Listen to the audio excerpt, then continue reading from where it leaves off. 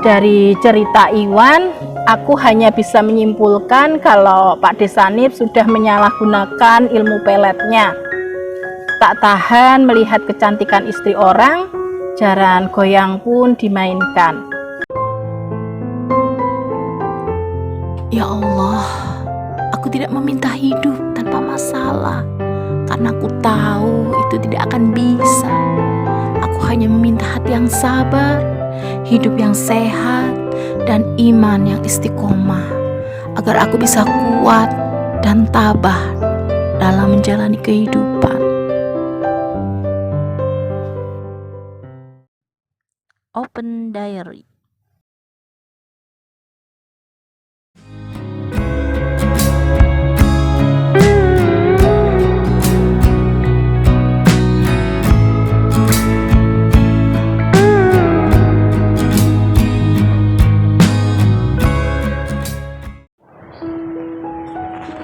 Assalamualaikum warahmatullahi wabarakatuh. Halo Elin Story Lovers, apa kabar kalian hari ini? Pada kesempatan kali ini saya akan membawakan sebuah kisah yang dikirim oleh Mas Saputro di Jawa Tengah. Boleh percaya, boleh tidak.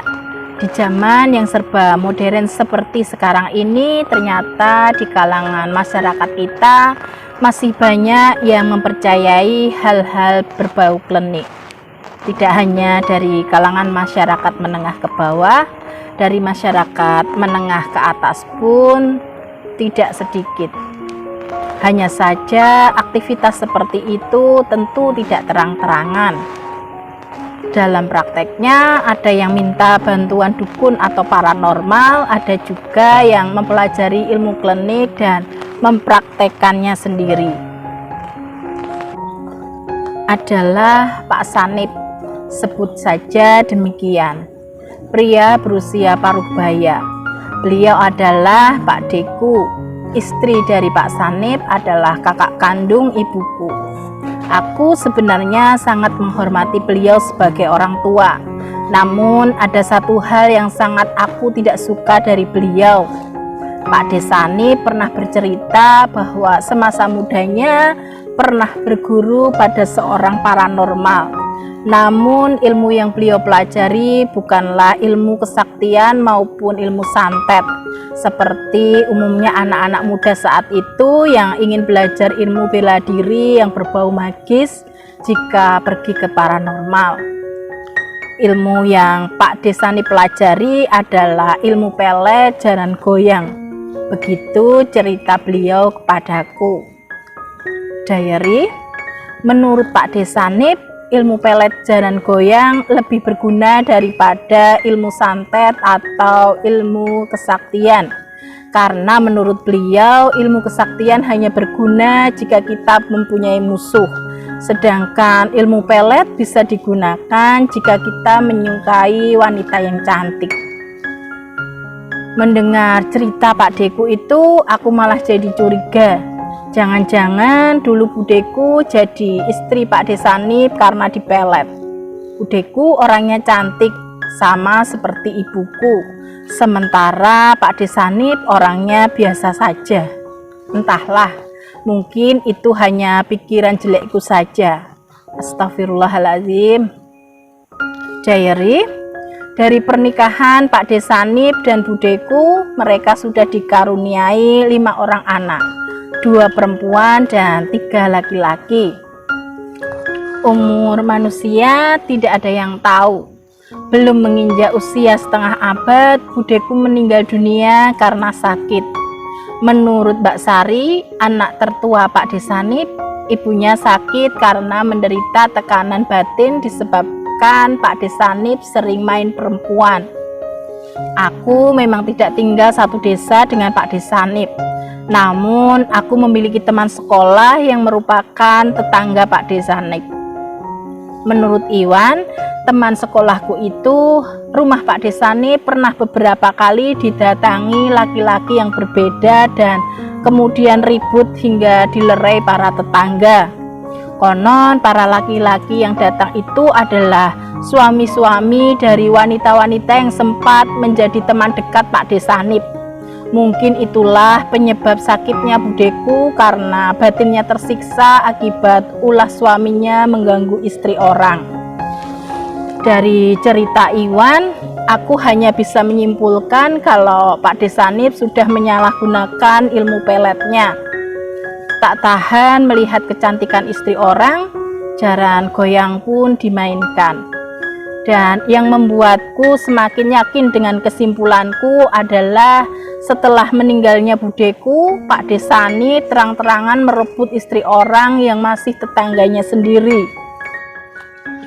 Dia menggunakan ilmu pelet jaran goyangnya untuk meluluhkan hati istri tetangganya itu. Bahkan menurut cerita beberapa warga tetangga Pak Deku, Pak Desanip dan wanita yang dipeletnya itu terang-terangan bermesraan di depan suami wanita itu di rumah si wanita. Akhirnya suami wanita itu pun menceraikan istrinya dan kembali ke rumahnya di desa sebelah. Karena rumah yang mereka tempati adalah rumah peninggalan orang tua mantan istrinya itu. Diary. Tak selang berapa lama setelah perceraian itu, Pak Desanip dan wanita itu menikah dan Pak Desanip tinggal di rumah wanita itu. Diary, aku bisa membayangkan bagaimana sakitnya hati dan perasaan si suami yang istrinya direbut oleh Pak Desanip. Hal itulah yang sekarang membuatku tidak respek dengan Pak Desanip. Aku bukan bermaksud mengumbar aib orang, apalagi itu masih saudaraku. Namun, aku hanya berharap kisah Pak Deku ini bisa menjadi pelajaran bagi kita. Ingatlah bahwa merusak rumah tangga orang adalah perbuatan dosa besar.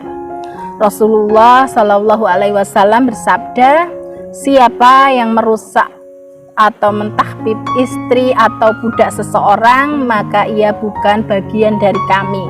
Hadis riwayat Abu Dawud. Dari hadis tersebut sudah jelas ancaman bagi orang yang merusak rumah tangga orang lain, yaitu tidak diakui sebagai umat Nabi Muhammad Shallallahu Alaihi Wasallam. Jika Rasulullah sendiri tidak mau mengakui sebagai umatnya, lantas bagaimana mungkin kita bisa masuk ke surga Allah Subhanahu wa Ta'ala? Marilah kita selalu memohon perlindungan kepada Allah Subhanahu wa Ta'ala agar terhindar dari perbuatan keji yang dapat menjerumuskan kita ke dalam lembah kesesatan. Demikian sebuah kisah yang dikirim oleh Mas Saputro di Jawa Tengah. Terima kasih Mas Saputro yang sudah berkenan membagikan kisahnya di Elin Story. Nah, buat kalian yang mempunyai kisah yang serupa dengan kisahnya Mas Saputro atau mempunyai pengalaman hidup yang tidak bisa kalian lupakan sepanjang hidup kalian, silahkan kalian kirim di elins.story@gmail.com. Terima kasih. Wassalamualaikum warahmatullahi wabarakatuh.